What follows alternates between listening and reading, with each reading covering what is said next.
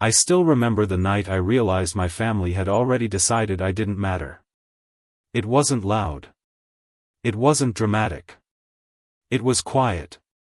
Too quiet. The kind of silence that tells you everything you need to know. I was sitting at the far end of the dinner table, barely touching my food, while everyone else laughed like I wasn't even there. My younger brother Jake had just gotten accepted into a decent college, and my parents were celebrating like he'd just cured cancer. My mom raised her glass.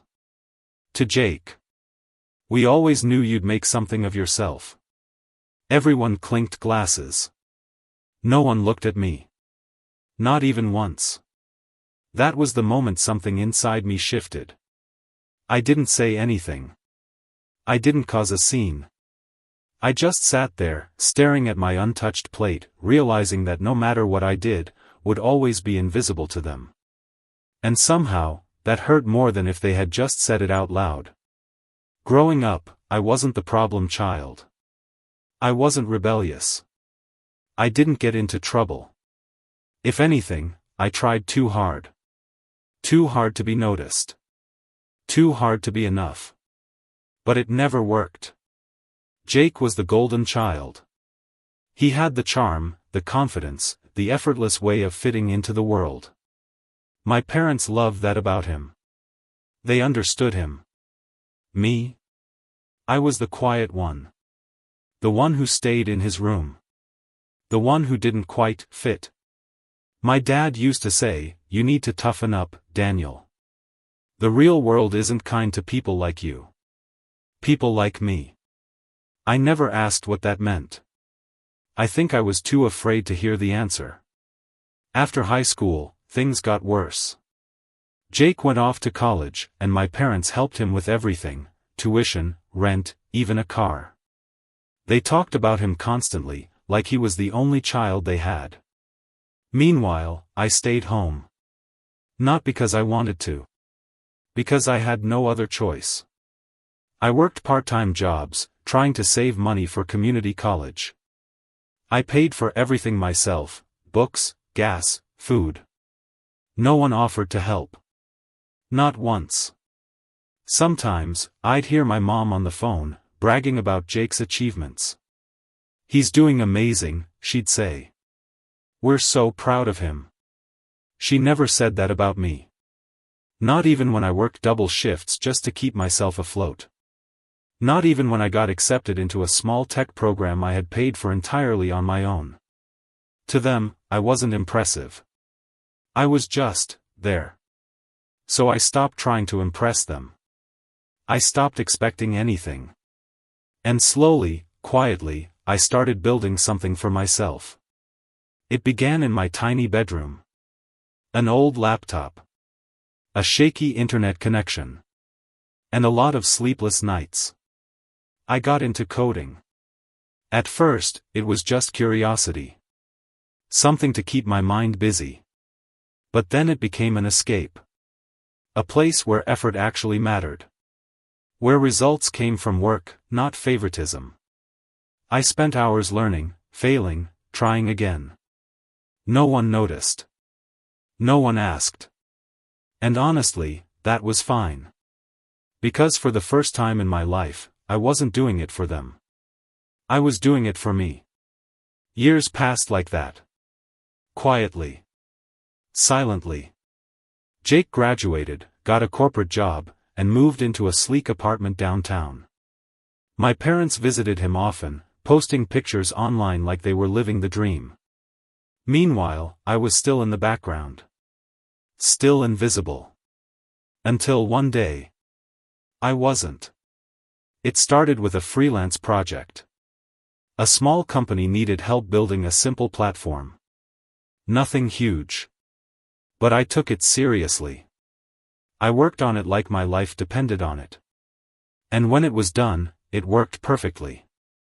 That one project led to another. And another. Slowly, my name started circulating in small circles. People began to notice. Then came the opportunity that changed everything. A startup reached out to me. They had an idea but needed someone to bring it to life. I almost said no. Not because I couldn't do it. Because I didn't believe I deserved it. But something inside me pushed forward. So I said yes. And I gave it everything. Months turned into a year. Then 2. It wasn't easy. There were moments I thought about quitting. Moments where I felt like that same invisible kid sitting at the dinner table. But this time, I didn't stop. Because now, I had something to prove. Not to my family. To myself. And then one morning, everything changed. The platform launched. And within weeks, it exploded. Users poured in. Investors took notice. The company scaled faster than anyone expected. And suddenly, I wasn't invisible anymore. I was essential. My work was everywhere. My name was attached to something real. Something successful. And for the first time in my life, people were listening when I spoke. Including my family. I found out through my mom's voice message. "Daniel, honey, we've been trying to reach you. We heard about your project. That's amazing. We're so proud of you." I stared at my phone, replaying the message. Proud. That word again. It felt strange. Foreign. Like it didn't belong to me. A few days later, they invited me to dinner. Same house. Same table. But this time, everything felt different. When I walked in, my mom hugged me like she hadn't seen me in years. My dad shook my hand like I was a business partner. Jake looked uncomfortable. We sat down. And for the first time ever, the conversation revolved around me. "So, how did you do it?" my dad asked. "What's next for you?" my mom added. Even Jake chimed in, asking questions he had never cared to ask before. I answered politely. Calmly. But inside, something felt off. Because I knew the truth. Nothing about me had changed. I was the same person. The same kid they ignored. The same one who sat quietly at the edge of their world. The only difference was success. And suddenly, that made me worth seeing. At one point, my mom reached across the table.